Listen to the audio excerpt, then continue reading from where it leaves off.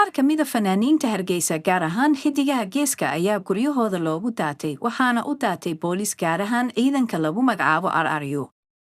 Dhacdadan ayaa timi kadib markii ay soo qaadeen hees ay ku dhaliilayaan xukuumadda uu hogaamiyo Muuse Bixi Cabdi.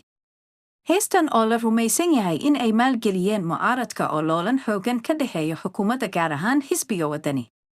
Heestan oo ka hadlaysay sida ciidanku u soo jabay iyo xukuumaddu sida ay uga gaabisay ilaalinta xuduudaha dalka ayaa dhib weyn ku noqotay xisbul xaakimka. Iyadoo aan ogsoonahay in hore loo xidhay xildhibaan Maxamed ayaa hadda waxaa xabsiyada loo taxaabay fanaanin tiro beel ah inkastoo la xaqiijin inta tiradoodu inta ay tahay. Doorashadii Somaliland oo ay ka hadsan tahay 40 maalmood ayaa xadhiga fanaaniintu ku soo aadayaan. Iyadoo loo badinayo in mucaaradku ka faa'iidaysan doono oo xukuumadda ku eedayn doono. Doorashadan oo noqon karta tii ugu adkayd ayaa hubka ugu culus ee la isku garaacay waxaa ka mid ah heesaha waxaana madfac culus ku dhacay xukuumadda oo heestan weli jawaab u hayn xadhiga mooyaane. Fanaaniinta la xidhay waxaa ka mid ah Yurub Genyo iyo Axmed Aarshe.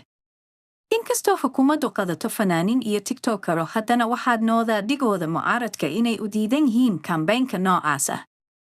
Ereyada heestan waxaa iyagoo hadala sheegay guddoomiyaha ururka kaakaasi oo toos ugu eedeeyay xukuumadda jabkii ciidanka ee Laascanood. Sidoo kale guddoomiyaha xisbiga Ucud Faysal Cali Waraabe ayaa isna xukuumadda iyo madaxweyne Biixi ku dhaliilay jabkii ciidanka Somaliland. Laakiin xukuumaddu waxay xidhxidhay fanaaniinta oo aad moodo looma ooyaan maadaama oo ay ka baqayso ragga leh miisaanka siyaasadeed.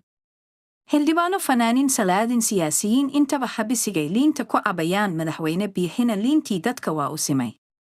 Fadlan like noo saar mahadsanid.